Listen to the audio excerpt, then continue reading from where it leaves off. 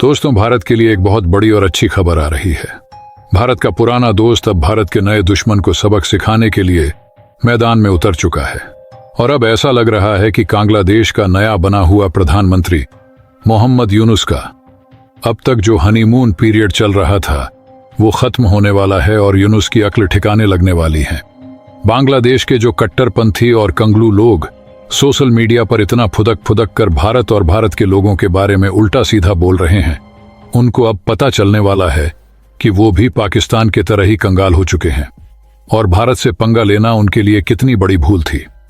अब भारत के मित्र देश ने भी बांग्लादेश को लताड़ लगाई है और उन्हें बता दिया है कि उनकी असली औकात क्या है।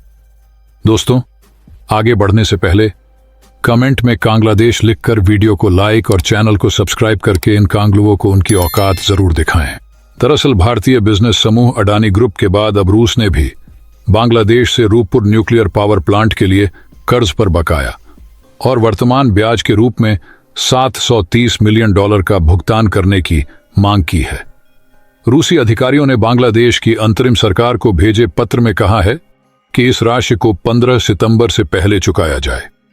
यह पत्र बांग्लादेश द्वारा जून में रूसी बैंकों पर अमेरिकी प्रतिबंधों के कारण बकाया ब्याज, प्रतिबद्धता शुल्क और विलंबित जुर्माने के निपटान के लिए वैकल्पिक लेन देन विधियों के लिए किए गए अनुरोध के बाद आया है। $12.65 अरब के आरण पर अधिकतम ब्याज दर 4% है, जिसमें बकाया भुगतान के लिए 2.4% की अतिरिक्त दंडात्मक ब्याज दर है। लेकिन जब तक शेख हसीना सरकार में थी तो रूस भी चुप था, लेकिन जैसे ही बांग्लादेश में अमेरिका के प्यादे मोहम्मद यूनुस की सरकार बनाई गई, रूस ने भी अपना पैसा वापस मांगना शुरू कर दिया। जानकारी के लिए बता दें कि बांग्लादेश को रूस ने यह लोन देश का पहला न्यूक्लियर पावर प्लांट बनाने के लिए दिया था। रूस ने 2015 में बांग्लादेश को $11 अरब दिए थे। बांग्लादेश इसी पैसे का इस्तेमाल माल देश का पहला न्यूक्लियर पावर प्लांट बनाने के लिए कर रहा था। मजे की बात देखिए कि बांग्लादेश का यह न्यूक्लियर पावर प्लांट भारत और रूस मिलकर बना रहे हैं। इस प्लांट का नाम रूपपुर न्यूक्लियर पावर प्लांट है।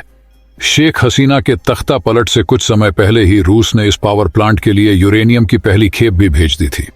लेकिन अब तो बांग्लादेश में मोहम्मद यूनुस है, इसीलिए रूस ने मोहम्मद यूनुस सरकार से कहा है कि जो लोन लिया था उस पर इंटरेस्ट 15 सितंबर से पहले भर दीजिए। एक्सपर्ट्स का कहना है कि अगर शेख हसीना प्रधानमंत्री रहती तो रूस ऐसा नहीं करता, मगर मोहम्मद यूनुस के आते ही बांग्लादेश का यह न्यूक्लियर पावर प्लांट फंस गया है।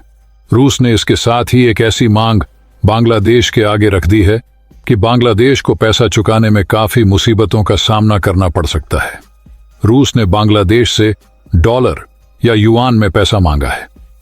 21 अगस्त को इकोनॉमिक रिलेशन डिवीजन को लिखे गए पत्र में रूसी सरकार के एक प्रमुख वित्तीय संस्थान की प्रतिनिधि एजेंसी VB.RF ने अनुरोध किया है कि बकाया भुगतान या तो अमेरिकी डॉलर या चीनी युआन में किया जाए और बैंक ऑफ चाइना की शंघाई शाखा में जमा किया जाए।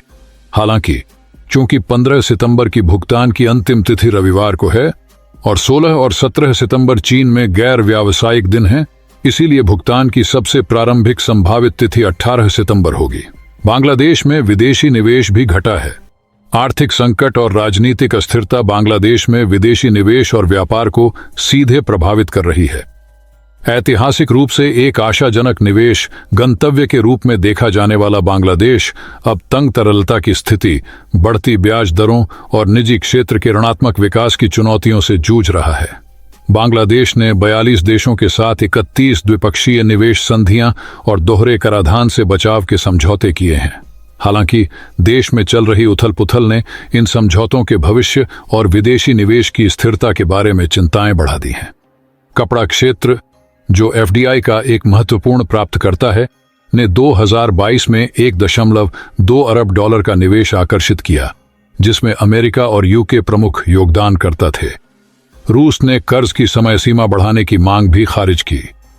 रूस ने मार्च 2027 में शुरू होने वाले मूलधन पुनर्भुगतान को मार्च 2029 तक स्थगित करने के बांग्लादेश के अनुरोध को भी अस्वीकार कर दिया।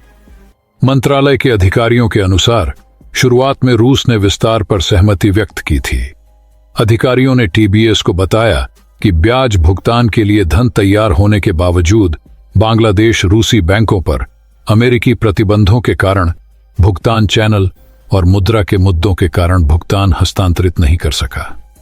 ढाका ने नियमित रूप से ब्याज का भुगतान किया जब तक कि रूस यूक्रेन युद्ध और रूसी बैंकों पर अमेरिकी प्रतिबंधों ने भुगतान को अव्यावहारिक नहीं बना दिया, जिसके कारण ब्याज और जुर्माना शुल्क अर्जित हुआ। भारत विरोधी रुख के लिए जाने जाने वाले बीएनपी के कार्यवाहक अध्यक्ष तारिक रहमान की वापसी और बीएनपी द्वारा अगली सरकार बनाने की संभावना भारत के लिए चिंताएं पैदा करती है। भारत ने ऐतिहासिक रूप से शेख हसीना का समर्थन किया है। अब उसे बांग्लादेश में बदलती राजनीतिक गतिशीलता को समझने की चुनौती का सामना करना पड़ रहा है। बांग्लादेश के आर्थिक संकट और उसके परिणाम स्वरूप राजनीतिक अस्थिरता का क्षेत्रीय भू राजनीति पर महत्वपूर्ण प्रभाव पड़ा है। जैसे जैसे बांग्लादेश नए चुनावों की ओर बढ़ रहा है, पड़ोसी देशों और दुनिया के प्रभावशाली मुल्कों का बहुत कुछ दांव पर लगा है।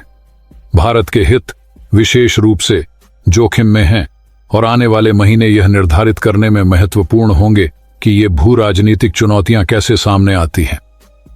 आपका क्या कहना है? क्या भारत को मदद करनी चाहिए या नहीं? दोस्तों, इस तरह के और भी वीडियो देखने के लिए चैनल को सब्सक्राइब करके बेल आइकन को ऑल पर सेलेक्ट कर लें।